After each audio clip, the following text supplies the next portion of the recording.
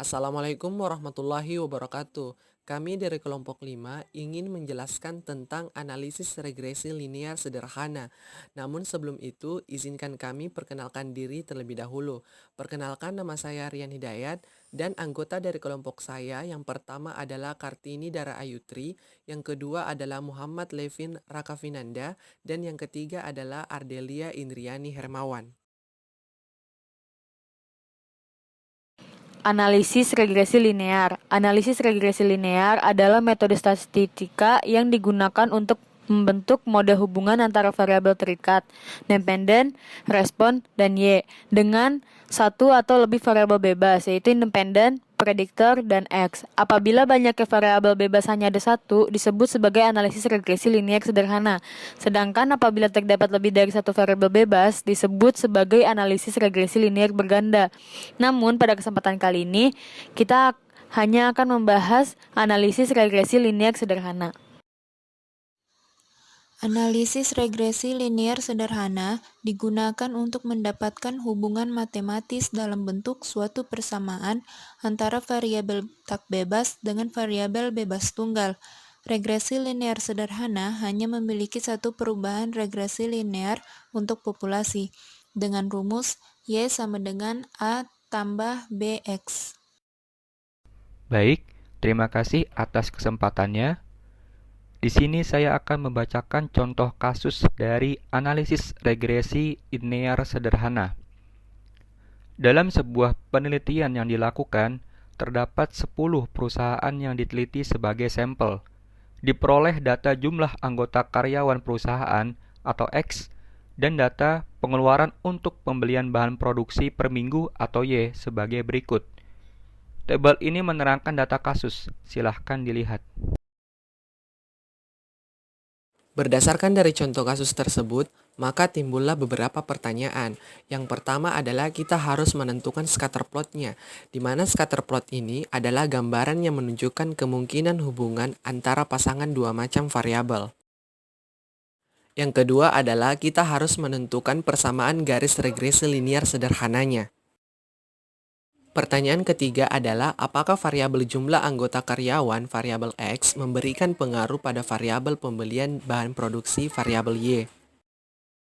Yang keempat adalah kita menentukan koefisien determinasinya lalu kita interpretasikan, di mana koefisien determinasi itu sendiri bertujuan untuk mengukur seberapa jauh kemampuan model dalam menerangkan variasi variabel. Yang kelima adalah kita melakukan UJF, di mana UJF ini digunakan untuk mengetahui apakah variabel-variabel independen secara simultan berpengaruh signifikan terhadap variabel dependennya, di mana derajat kepercayaan yang digunakan adalah sebesar 5%. 1. Scatter plot. Jumlah anggota karyawan sebagai sumbu X dan pembelian bahan produksi sebagai sumbu Y.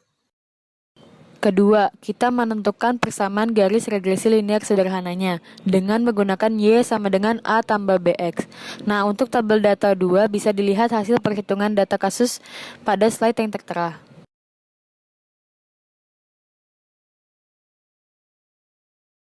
Selanjutnya adalah kita masuk ke pendugaan koefisien regresi, di mana kita harus menentukan nilai A dan nilai B dengan menggunakan rumus seperti yang tertera pada slide.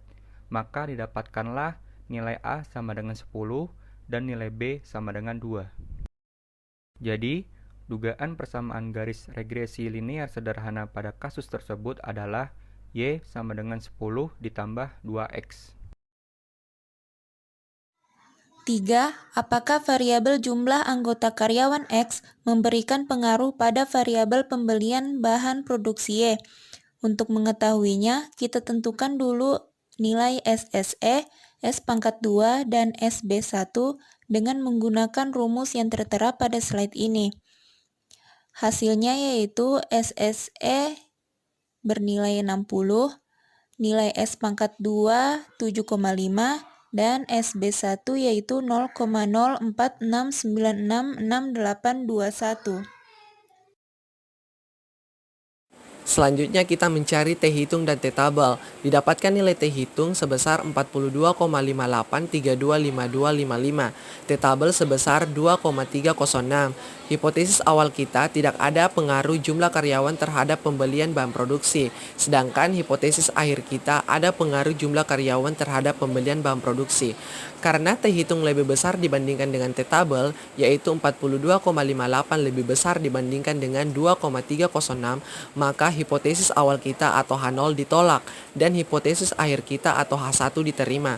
Artinya jumlah karyawan berpengaruh pada pembelian bahan produksi perusahaan untuk taraf uji 0,05 atau 5%.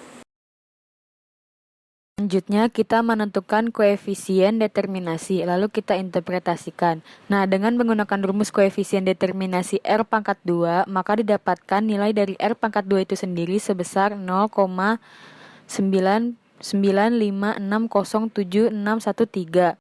Nah, di mana interpretasinya sebanyak 99,56%, keragaman pembelian bahan produksi atau Y dapat dijelaskan oleh jumlah anggota karyawan perusahaan atau X dalam hubungan linier.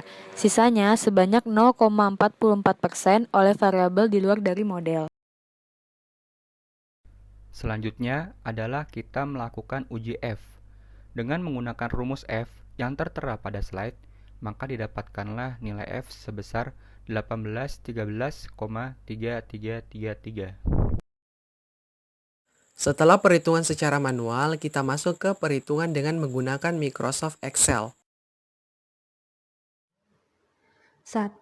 Membuat tabel data kasus. Yang kedua adalah menekan data analisis yang berada di atas kanan layar dan setelah itu memilih menu regression dan tekan tombol OK. Yang ketiga adalah menginput Y-range dan X-range, di mana setelah itu kita pilih menu Output Options yang New Worksheet Supply, kemudian klik OK. Setelah itu muncul tampilan summary outputnya. Dapat diperhatikan pada nilai R-square atau R pangkat 2 sebesar 0,995607613 dan pada ANOVA F hitung didapatkan hasil 1813,333. Begitu pula dengan hasil dari intercept bernilai 10 dan bahan produksi S bernilai 2, di mana dapat ditentukan persamaan garis regresi linear sederhananya Y sama dengan 10 ditambah 2X, di mana hasil yang didapatkan pada Excel ini sama dengan hasil yang didapatkan pada perhitungan secara manual. Sekian penjelasan tentang analisis regresi linear sederhana dari kelompok kami, dan kami ucapkan terima kasih.